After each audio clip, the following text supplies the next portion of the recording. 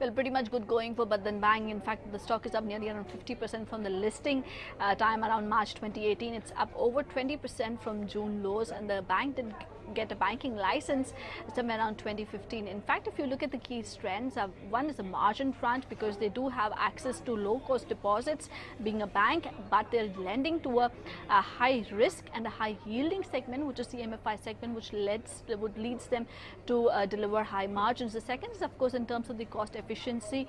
They do have the lowest cost to income ratio of 35%. The third is asset quality. They have been able to manage asset quality across a cycle of FY10 to FY18 far better than a Bharat Financial, or even for that matter Ujjivan. The fourth is, of course, the fact that they do have a high profitability. Their ROAs did peak around 4.7% in FY17, but there is a far likelihood that the ROAs may remain anywhere between 3.8 to 4% over the coming couple of years, according to various analyst estimates.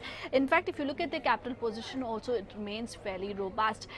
Goldman sees the profits to grow at a CAGR of 34% over FY23, and they feel fairly confident that Bandhan may be able to deliver an ROE of 4% and an ROE of 21%.